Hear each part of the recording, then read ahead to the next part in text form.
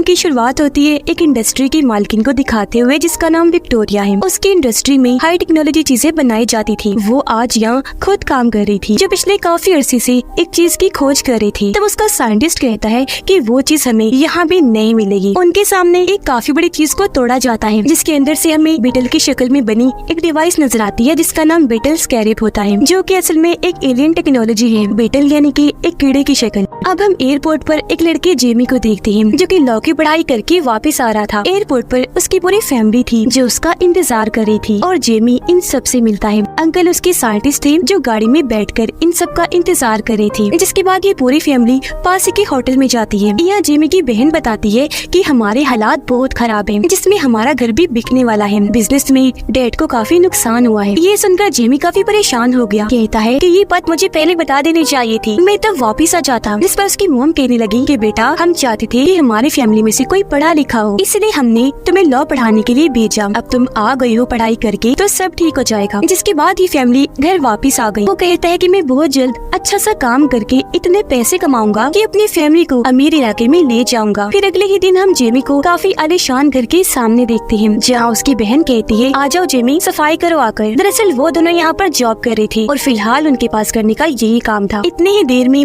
यहाँ विक्टोरिया आ गई अपने गार्ड के साथ, क्योंकि ये उसी का घर था। अब जब विक्टोरिया आगे बढ़ी तो हम उसकी भतीजी को देखते हैं जिसका नाम जेना था। वो उस पर बहुत ज्यादा गुस्सा करती है। जेना उसे एक वीडियो दिखाती है जिसमें विक्टोरिया ने एक हाईटेक डिवाइस बनाई थी। उस डिवाइस को जब किसी इंसान में लगाया जाता है तो वो इंसान बहुत ताकतवर सोल्जर बन जाता है। इतना ताकतवर कि वो सोल्जर अकेला ही पूरी आर्मी पर भारी पड़ सकता है और एक हथियार की तरह काम कर सकता है। जेना बताती है कि इस प्रोजेक्ट की वजह से मैं भड़की हुई हूँ क्योंकि इस पर तुम्हारा काम काफी आगे बढ़ चुका है। हालांकि हमने सालों पहले ये प्रोजेक्ट बंद कर दिया था और इसे रोकने का फैसला मेरे डैड का था, क्योंकि इस डिवाइस की मदद से इंसान हथियार जैसा बन जाएगा, दुनिया को तबाह कर देगा। मेरे डैड तबाहकुन इंसान बनाना नहीं चाहते थे, तो फिर आप दोबारा क्यों इस टेक्नोलॉजी को इस्तेमाल में ला रही है। इस पर विक्टोरिया भी गुस्सा हो जाती है। कहती है कि तुम्हारे डैड की बात मैंने इस कंपनी को चलाया, तुम्हारा इस कंपनी में बस हिस्सा ही है, इसे कैसे चलाना है ये मेरा काम है, मैं ही बेहतर जानती हूँ। मैं नहीं चाहती कि तुम या तुम्हारी माँ मेरे इस काम में दखल दो।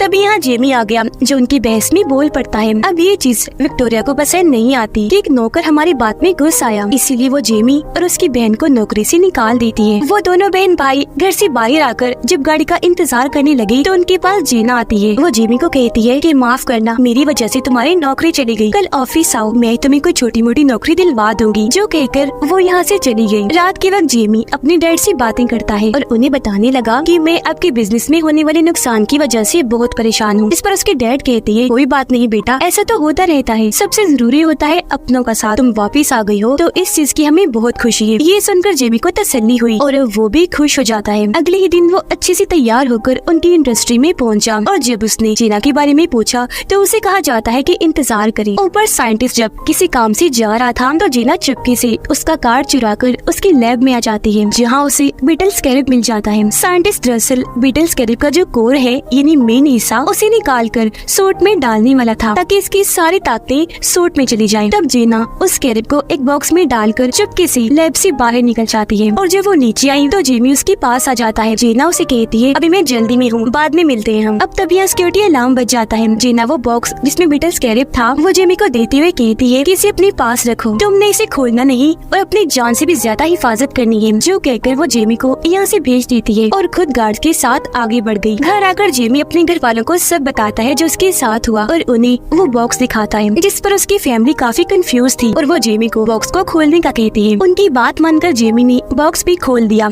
जिसके अंदर से उन्हें बीटल स्कैरेब मिलता है जिसे जेमी बड़े गौर से देखने लगा। जब उसने हाथ में लिया तो स्कैरेब चमकने लगा और अचानक ही ऑन होकर जेमी के मुंह पर चिपक जाता है, जो देखकर सारे घर वाले काफी डर गए। जिसके साथ जेमी का जिस्म अचानक से खौफनाक तरीके से बदलने लगा। उसके जिस्म पर सूर चढ़ना शुरू हो जाता है और अब वो बन जाता है ब्लू बीटल, जो इस मूवी का नाम भी है। और अब पूरी तरह सूट जेमी को कवर कर लेता है जिसके फौरन बाद सूट के अंदर से उसके असिस्टेंट की आवाज आने लगती है जो दरअसल एक टेक्नोलॉजी है। वो कहती है कि जेमी ब्लू बीटल बनने के लिए मैंने ही तुम्हें चुना है और अब तुम तैयार हो जाओ मेरी ताकतें देखने के लिए। जो कहकर जोर से जेमी को उड़ाकर वो आसमान पर ले जाती है। फिर एकदम से वापस जमीन पर ले आई जहाँ जेमी यानी ब्लू बीटल के सामने एक बस आ रही थी। यह असिस्टेंट ने इस सूट की ताकतों को और बढ़ा दिया। वो अपनी फुल ताकत से एक्टिवेट हुआ, जिससे टकराने की वजह से बस के 2 टुकड़े हो जाते हैं। यह असिस्टेंट जेमी को समझाती है कि ब्लू बीटल सूट को कैसे इस्तेमाल करना है। जो सब बताने के बाद वो उसे घर ले आई। तब तक जेमी के जिस्म से वो सूट गायब हो चुका था। उसके जिस्म पर अब कोई कपड़े नहीं थे और क्योंकि इस सब में वो काफी थक गया था, इसीलिए वहीं बेहोश हो जाता है। काफी घंटों के बाद जब उसे होश आई तो वह बिल्कुल ठीक था। उसे अपने पीछे जब अजीब सा महसूस हुआ तो उसने अपनी कमर चेक की, जहाँ बीटल स्कैरिब उसकी पीठ के साथ चिपक गया था। ये देखकर वो काफी घबरा गया। ये तय है कि मैं इस बारे में जेना से बात करूंगा, जो बोलकर वो घर से निकल गया। थोड़ी देर बाद वो जेना को इंडस्ट्री से बाहर भागता हुआ देखता है, जहाँ उसके पीछे कुछ लोग पड़े हुए थे। जेमी जल्दी से उसे गाड़ी में बिठा लेता है, लेकिन जो लोग पीछे पड़े हुए थे वो उनकी गाड़ी पर गोलियां चलाने लगे। उनसे बचने के लिए जेमी गाड़ी तेज भगाने लगता है और अब ये अपने घर की तरफ जाने लगा। घर आकर दोनों सबसे मिलते हैं।